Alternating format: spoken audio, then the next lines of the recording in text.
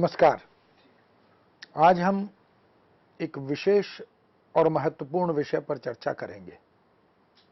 स्वतंत्रता का दर्शन, स्वातंत्र्य चेतना और हिंदी साहित्य।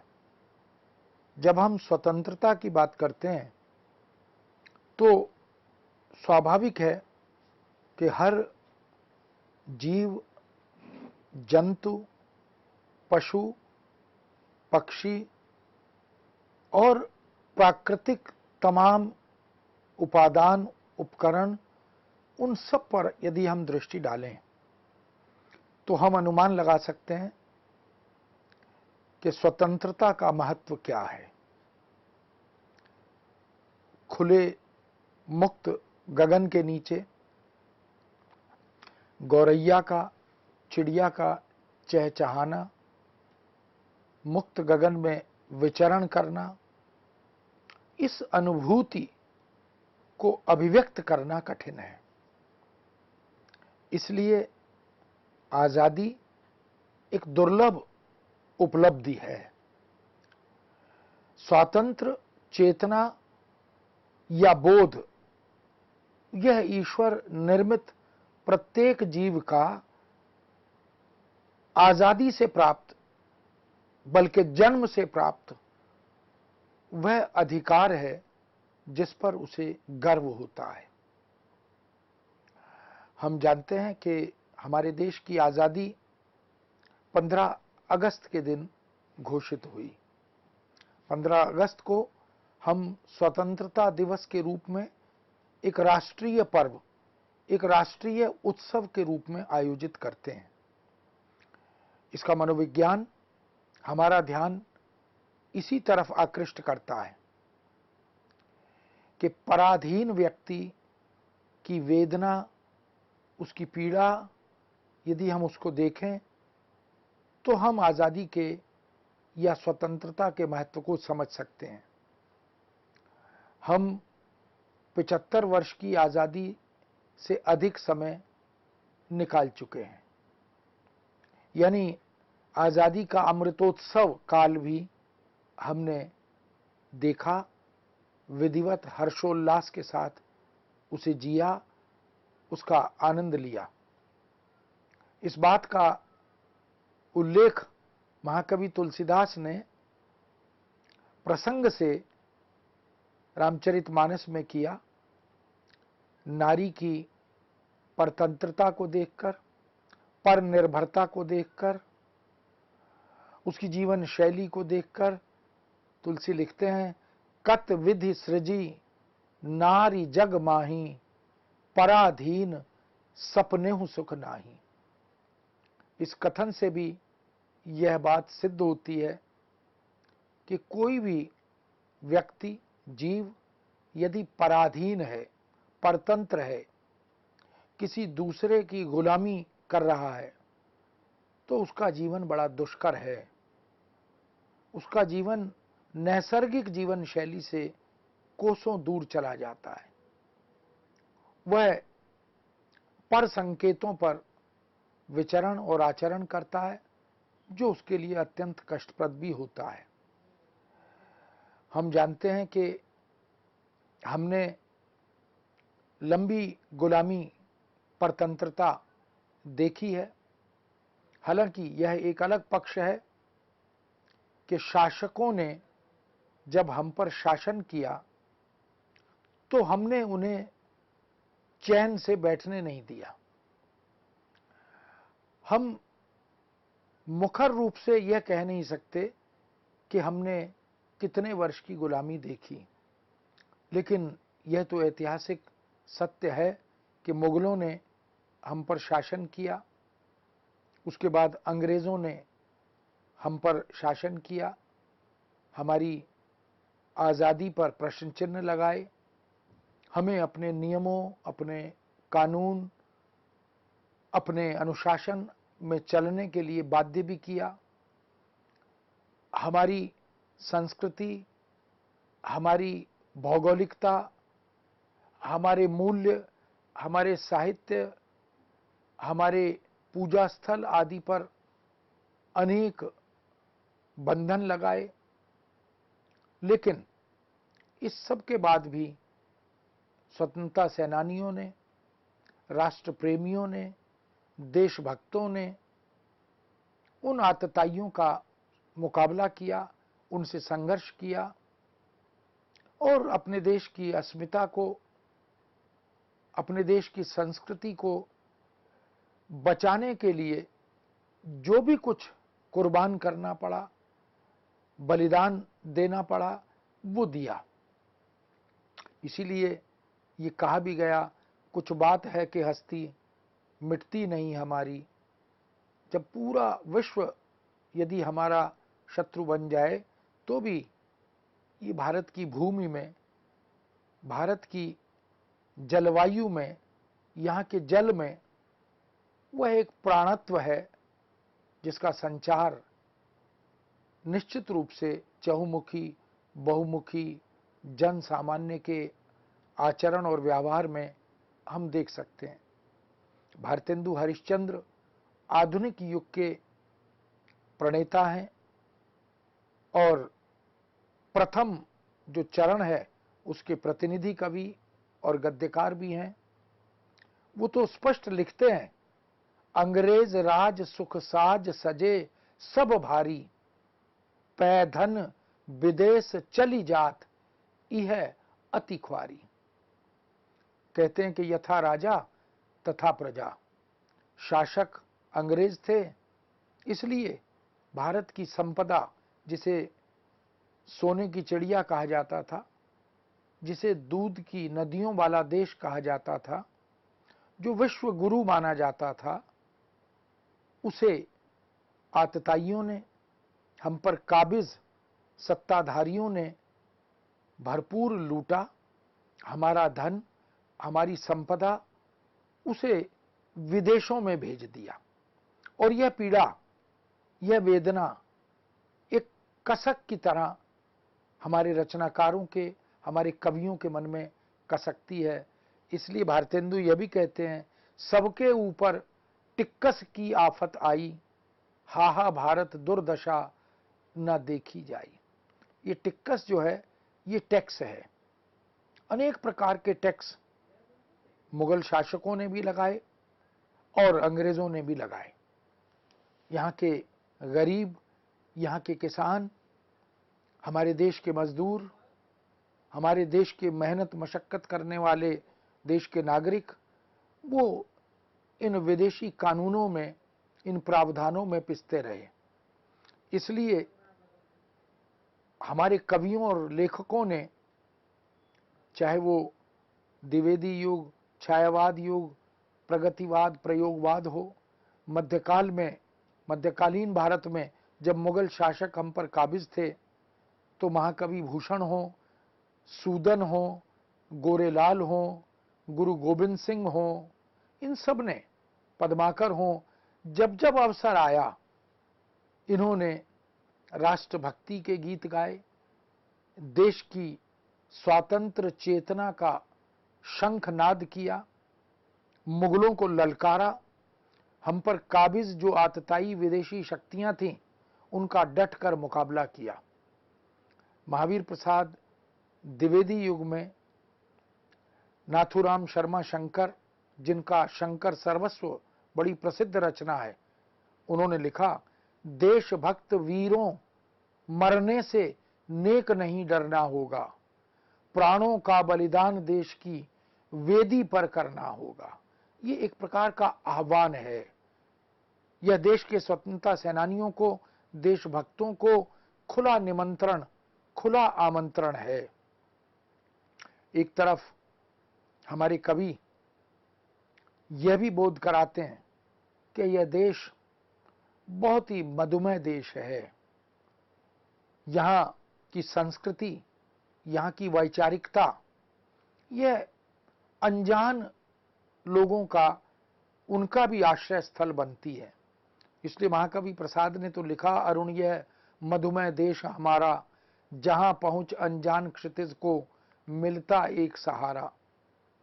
यही नहीं, प्रसाद जी तो इस भारतीय इतिहास को, गौरवशाली अतीत को अपनी रचनाओं के माध्यम से बार बार उद्घाटित करते हुए ऊर्जा, उमंग, ओजस्विता का संचार करते हैं। वो बताते हैं कि इस भारत का इतिहास क्या था। मैथिली शरण गुप्त ने भी भारत भारती के माध्यम से यह बोध कराया, यह कार्यकाल, यह समय वह है जब हम आजादी की ओर बढ़ रहे थे। गुरु गोविंद सिंह ने अपनी रचनाओं के माध्यम से भारतीयों को इस बात का बोध कराया था।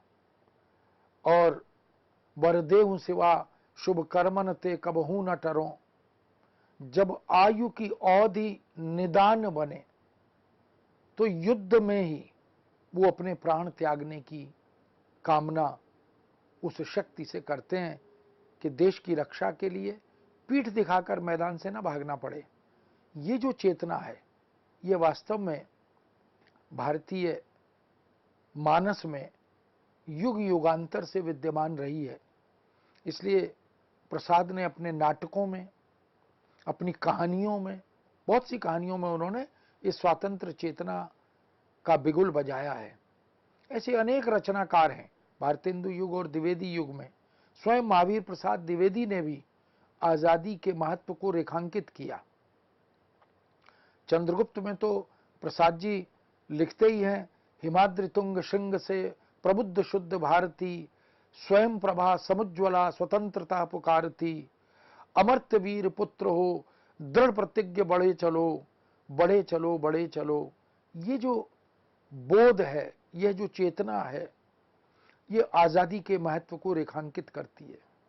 यह स्वातंत्र चेतना है, यह स्वतंत्रता का दर्शन है जो भारतीय मनोमस्तिष्क में जन्म से ही विद्यमान दिखाई पड़ता है।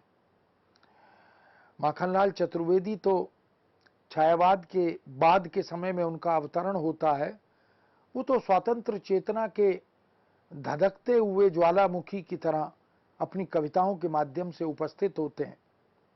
मुझे तोड़ लेना बनमाली, उस पथ पर तुम देना फेंक, मातृभूमि पर शीश नवाने या चढ़ाने जिस पथ जाएं वीर अनेक। ये मातृभूमि की महत्ता, यह पृथ्वी, यह धरती जिसे हम मां कहते हैं, इसे हम भारत मां कहते हैं, यहां पर्वतों की भी, नदियों की भी माता और पिता के रूप में उपासना होती है। इसलिए हिंदी के अनेक रचनाकारों, अनेक कवियों ने इस स्वातंत्र चेतना का बोध कराया, स्वतंत्रता के दर्शन से अवगत कराया। नागार्जुन भी आजादी के बाद का जो दौर है उसमें, और उससे पहले गरीबी, भूख और शोषण से आजादी, जहां न भरता पेट देश वह कैसा भी हो महानरक है।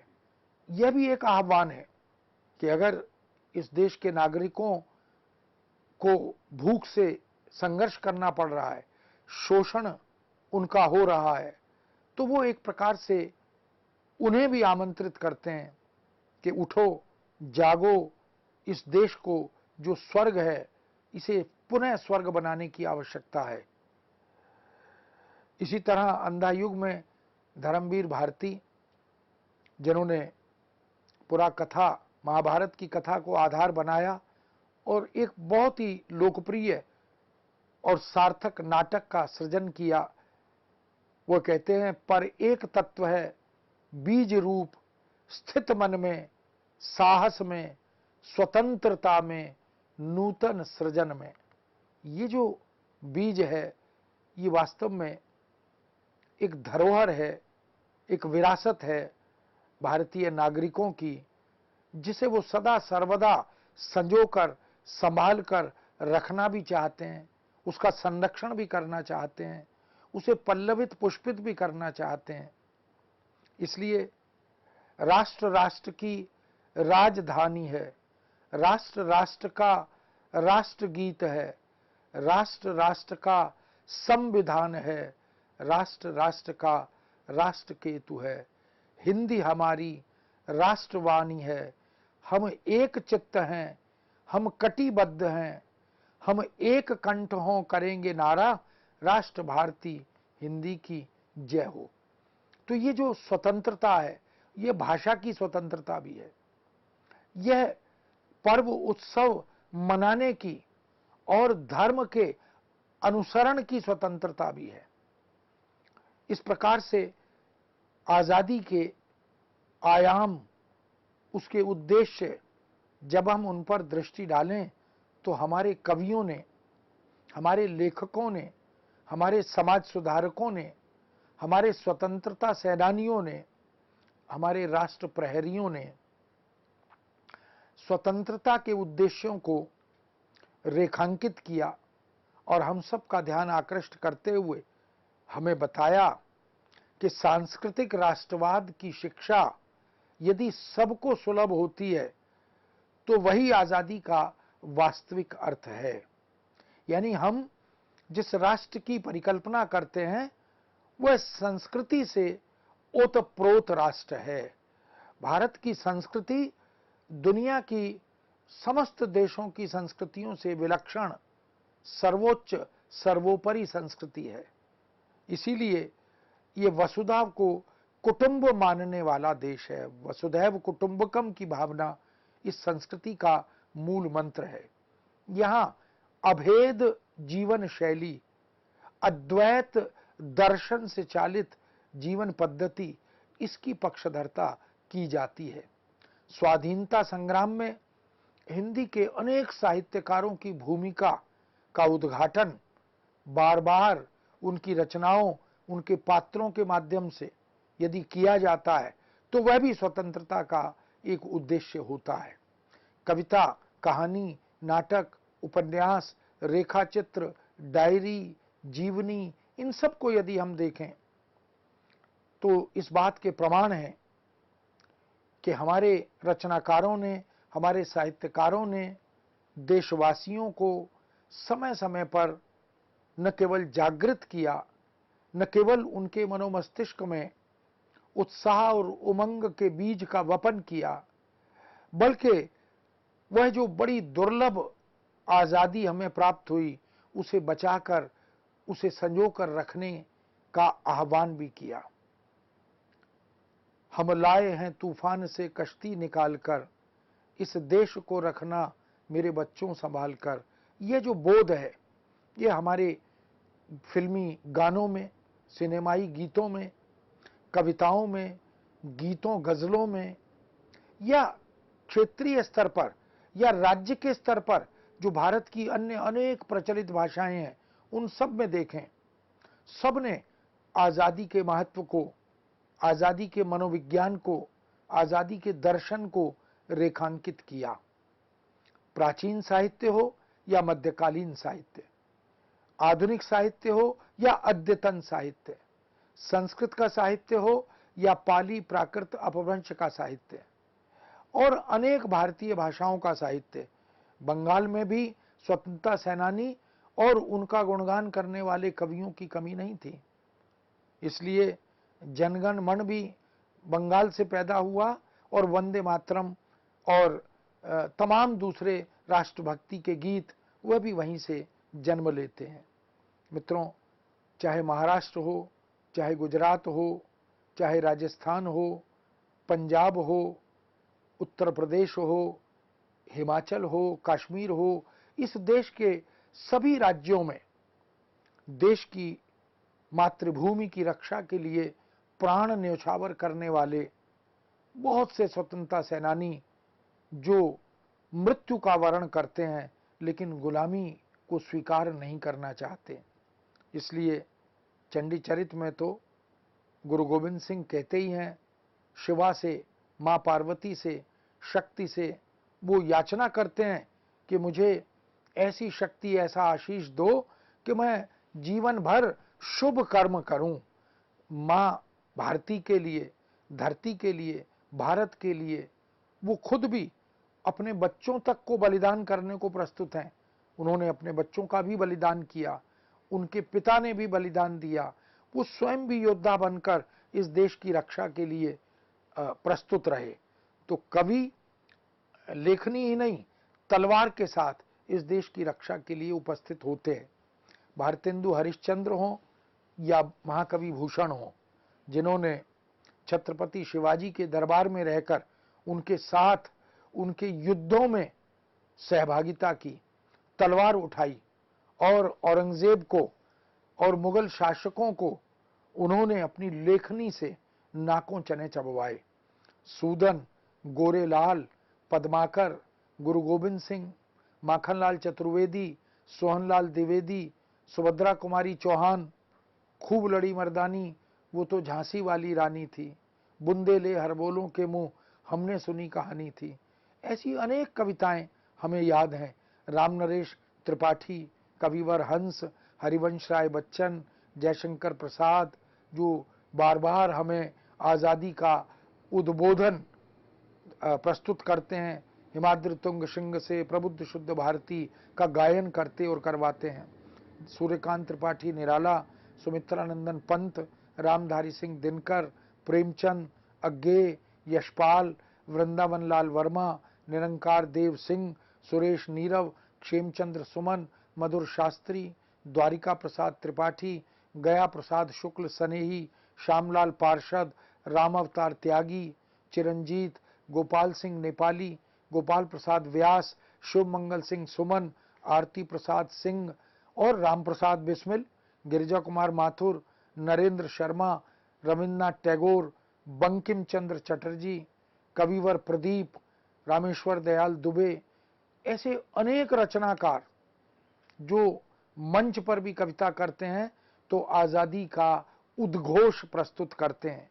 यहाँ 26 जनवरी पर, 15 अगस्त पर, राष्ट्रीय पर्वों पर, कवि सम्मेलनों में कवियों ने जिस तरह से संचार किया आज़ादी का, स्वातंत्र चेतना का, वह अद्भुत है, वह अविस्मरणीय है।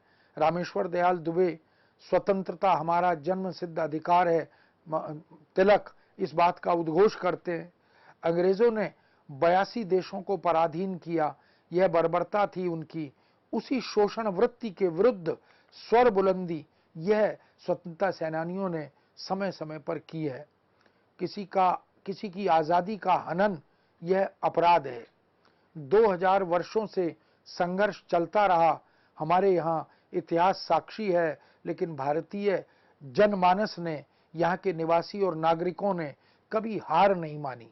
आतताइयों को नाकों चने चबवाए और उन्हें देश छोड़कर यहाँ से भागने पर विवश किया। सिकंदर का प्रथम आक्रमण था, हम उसका सामना हमने किया और वह पराजित होकर यहाँ से भागा। लज्जाराम मेहता, भारतेंदु युग में विक्टोरिया की और उसके युग की कुछ प्रशंसा कुछ लोगों ने दबाव में की, किंतु अधिकांश रचनाकारों ने इन मुगल शासकों और अंग्रेज आतताइयों के विरुद्ध, उनकी शोषण वृत्ति के विरुद्ध भरपूर आवाज उठाई। भारतेंदु तो स्वयं स्पष्ट लिखते हैं, अंग्रेजी राज सुख साज सजे सब भारी, पैधन विदेश चली जात यह अति ख्वारी। गदर को लेकर 1857 का जो गदर था वो प्रथम स्वतंत्रता संग्राम था। उसे अंग्रेजों को भी और मुगल शासकों को भी यह मानना पड़ा कि भारत अब आज़ादी की ओर बहुत तीव्र गति से अग्रसर है। यहाँ के नागरिक जाग गए हैं, वो मरने मिटने को तैयार हैं, प्रस्तुत हैं। इसलिए हमने राष्ट्रीय संग्राम के रूप में 1857 का जो युद्ध था मंगल पांडे, तात्या तोपे आदि के नेतृत्व में, वह वास्तव में स्वातंत्र चेतना का वह प्रथम शंखनाद था जिसके बीज वपन का प्रतिफलन हमने 1947 में देखा। भारत दुर्दशा नाटक हो, अंधेर नगरी नाटक हो या विजयिनी मानवता हो, भारत दुर्दशा न देखी जाई, इस सब के द्वारा अंग्रेजी सत्ता का विरोध हमारे रचनाकारों ने मुखर होकर किया और उसी का परिणाम है कि यह जो लगभग 90 वर्ष 1857 से 1947 तक का संघर्ष है, इसने यहाँ से आतताइयों को देश छोड़ने के लिए, हमें आज़ाद करने के लिए बाध्य कर दिया और भारत एक आज़ाद देश बना और हमने एक मुक्त गगन के नीचे खुली और ठंडी हवा के अंदर सांस लेना प्रारंभ किया। तो आज़ादी बहुत दुर्लभ उपलब्धि हमारे देश की, हमारे देशवासियों की है। इसे संजोकर, इसे बचा कर रखना, इस धरोहर की रक्षा करना, इसका संरक्षण करना हम सब का नैतिक धर्म है, हम सब की राष्ट्रीय जिम्मेदारी भी है। मित्रों, इस विषय को अभी यहाँ विराम देते हैं, पुनः आपके समक्ष उपस्थित होंगे। आज्ञा दीजिए, नमस्कार।